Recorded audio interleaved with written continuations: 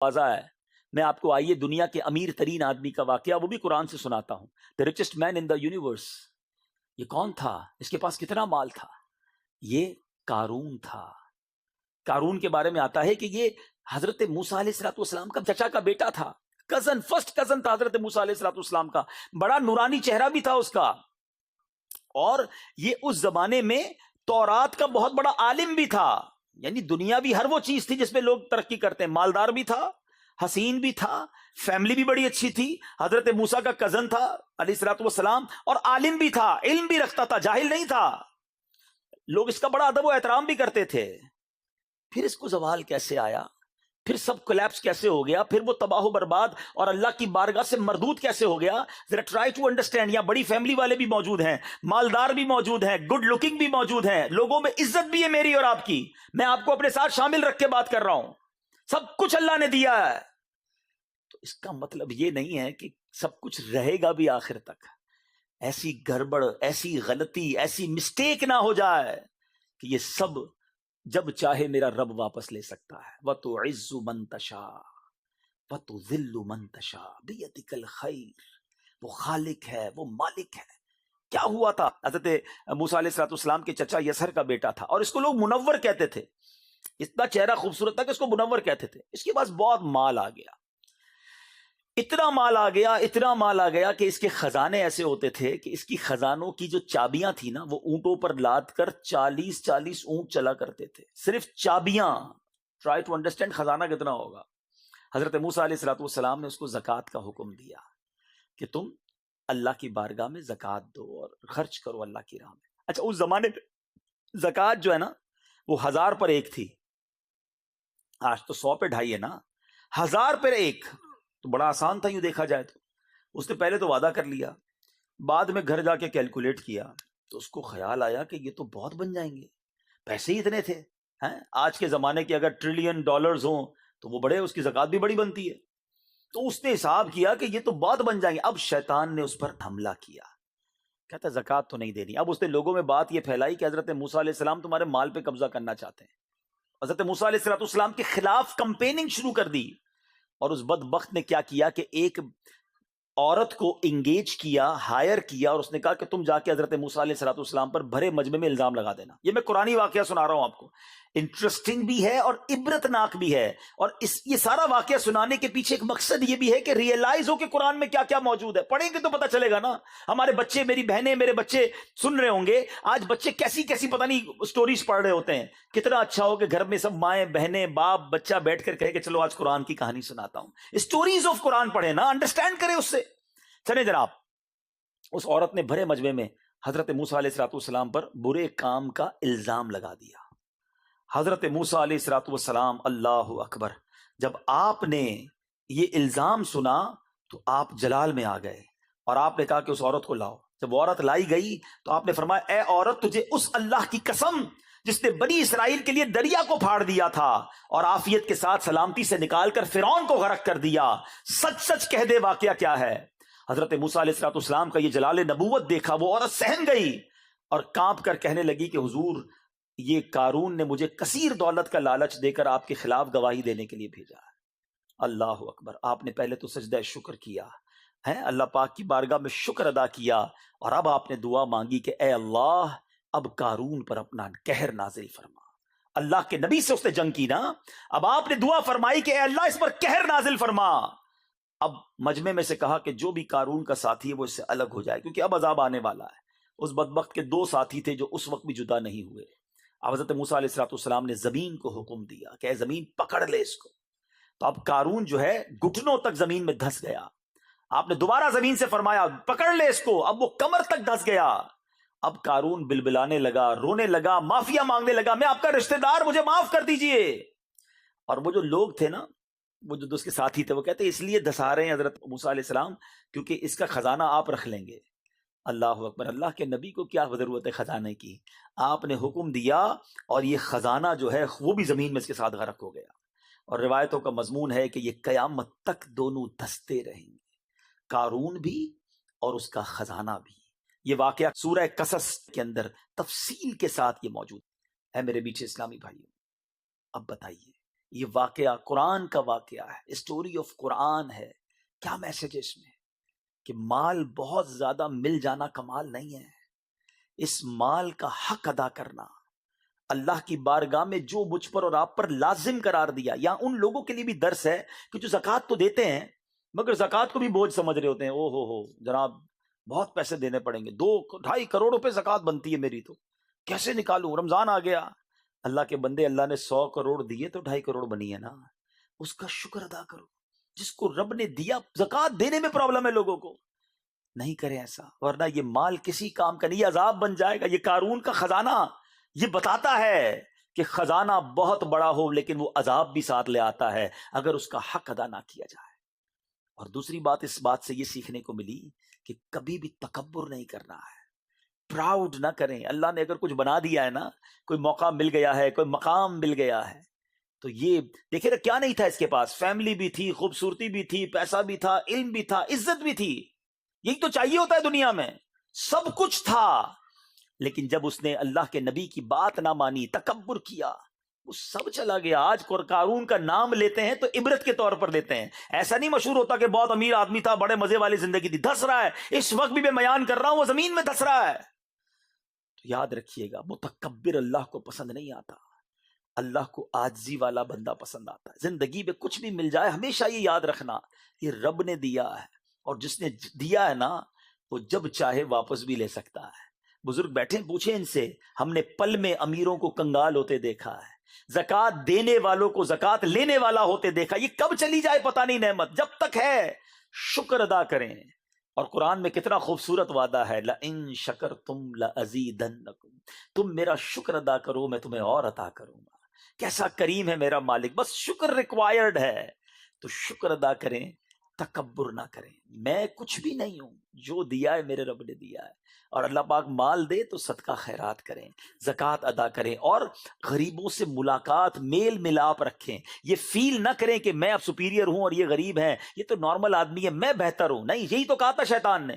What is دا اس کا crime کیا تھا شیطان کا؟ کیا کہا تھا اس نے حضرت آدم علیہ السلام کو دیکھ کر؟ انا خیر من، میں اس سے بہتر ہوں. خلقتنی من نار وخلقتہ من طین، تو نے مجھے تو آگ سے بنایا، اس کو مٹی سے بنایا.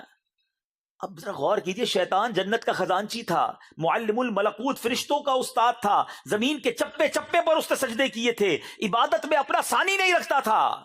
جسٹ اونلی ونس ہی میڈ تکبر، پراؤڈ. اینڈ واٹ ہیپنڈ، ہوا کیا؟ راندہ درگاہ مردود، قیامت تک کے لیے سارا چہرے کا نور چھین لیا گیا. شیطان ایک ایگزامپل ہے میرے اور آپ کے لیے. اس نے زندگی میں ایک بار کہا انا خیر من. اور آج ایسا لگتا ہے ہم کہتے تو نہیں ہیں مگر روز محسوس یہی کروا رہے ہوتے، میں اس سے بہتر ہوں، یہ ملازم ہے، یہ غریب ہے، اس کا رنگ بھی سانولا ہے، کپڑے بھی میلے ہیں اس کے. ہم کہتے نہیں ہیں کہ میں بہتر ہوں، مگر سچ بتاؤ میرا اور آپ کا ایٹیٹیوڈ کیا ہوتا ہے؟ اگر خدا نہ خواستہ تکبر میں ہم میں سے کوئی مبتلا ہے تو وہ سوچ لے کہ تکبر کرنا اللہ کو سخت ناپسند ہے. اللہ مجھے اور آپ کو عاجزی عطا فرمائے. اللہ نے حسن دیا ہے، اللہ نے پیسے دیے ہیں، اللہ نے علم دیا ہے، اللہ نے طاقت دی ہے، اللہ نے مقام دیا، اللہ نے دیا ہے. میں کچھ بھی نہیں ہوں، میری کوئی اوقات نہیں ہے. تو اپنے سے کمزور لوگوں کے ساتھ بیٹھیں، کھانا کھایا کریں، اٹھے بیٹھا کریں، اور انہیں فیل کروائیں کہ آپ اپنے آپ کو ان سے سپیریئر نہیں سمجھتے. مگر یہاں تو حال یہ کہ برابر میں بیٹھنا پسند نہیں کرتے، بٹھاتے نہیں ہیں. میرے برابر میں کیسے بیٹھ کے؟ ادھر بیٹھو، ملازمین ادھر بیٹھے، کھڑے ہو کے بات کرو، بیٹھ کے بات نہیں کرو. استغفر اللہ. پھر تکبر کس شے کا نام ہے مجھے بتائیے نا. بنی اسرائیل میں ایک شخص تھا بڑا عبادت گزار، اتنا عبادت گزار کہ وہ جدھر جاتا اس کے ساتھ بادل چلتا تھا، اتنی نیکیاں تھی اس کی. تو ایک بار ایک گناہگار شخص نے سوچا یار یہ اتنا نیک ہے، میں اتنا گناہگار. فرق دیکھیں، ڈفرنس دیکھیں، عاجزی، انکساری، شرم. سوچنے لگا اتنا گناہگار ہوں، میں تو کچھ بھی نہیں، اتنا نیک آدمی ہے، اس کے پاس جا کے بیٹھ جاؤں گا تو اس پر جو رحمتیں برس رہی ہیں میرا بھی کام ہو جائے گا. بڑا اچھی انٹینشن تھی نا، ریپنٹنس کی، توبہ کی نیت تھی. وہ جا کے اس کے برابر میں بیٹھ گیا. جب وہ بیٹھ گیا تو جو نیک آدمی تھا، حالانکہ شیطان نے حملہ کیا، تکبر آ گیا.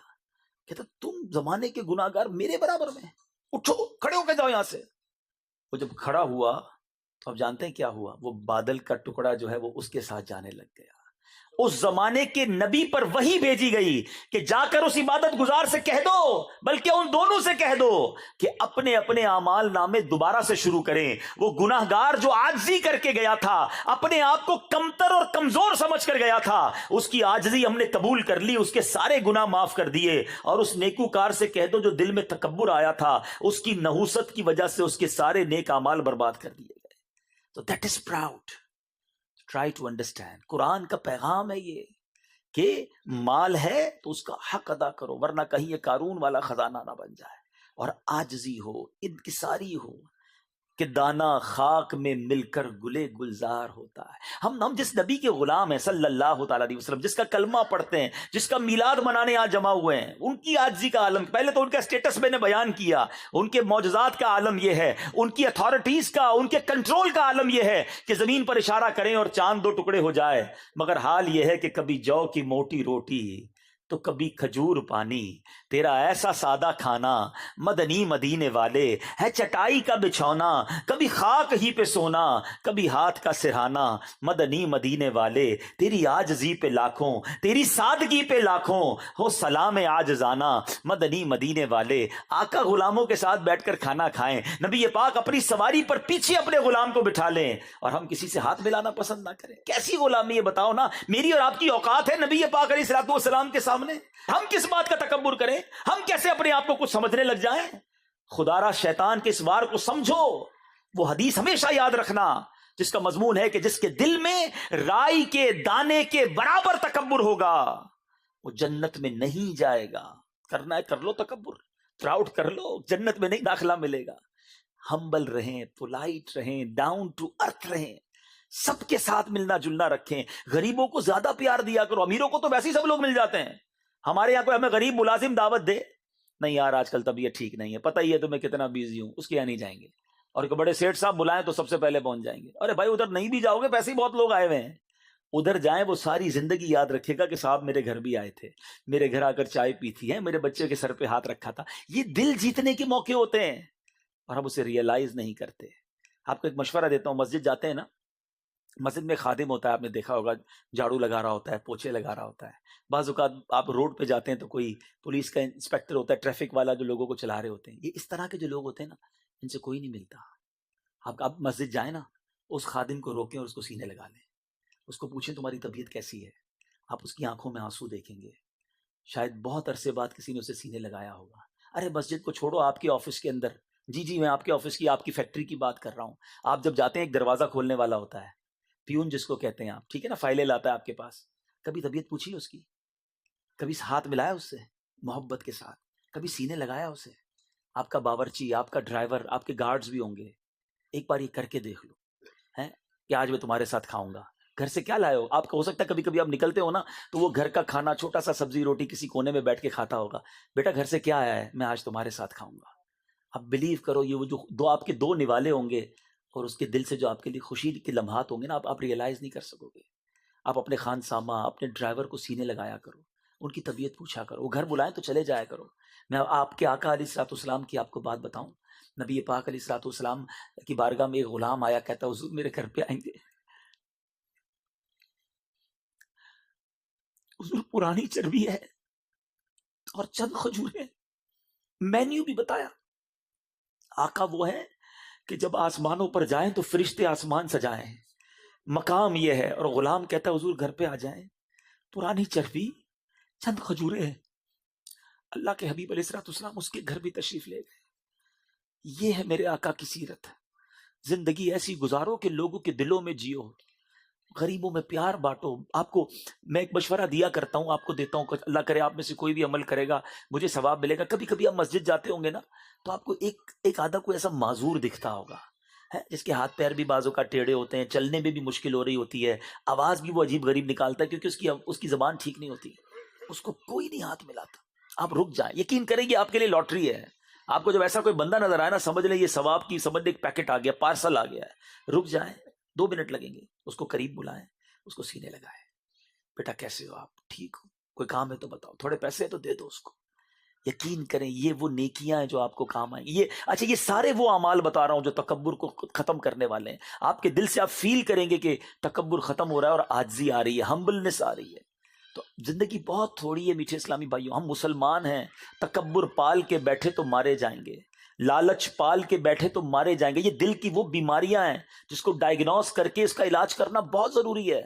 ورنہ آج کولیسٹرول کا علاج بھی کر رہے ہیں, بلڈ پریشر کی بھی فکر کر رہے ہیں, واکنگ بھی کر رہے ہیں, جم بھی جا رہے ہیں. وائے یار, دل صحت مند ہونا چاہیے. بھائی آپ کا دل بڑا صحت مند ہے, مگر اس میں وہ بیماریاں آپ نے پالی ہیں جو ایمان خراب کر سکتی ہیں, جس میں تکبر ہے, حسد ہے, بہت ساری باتیں ہیں. تو بہرحال میرا وقت ختم ہو گیا, باتیں تو بہت ساری یاد آ رہی تھی. بس میں یہی گزارش کروں گا, قرآن پڑھیے, قرآن سے دوستی کر لیجئے, قرآن اپنی زندگی کا حصہ بنا لیجئے. اللہ کریم قرآن کا خادم بنا دے.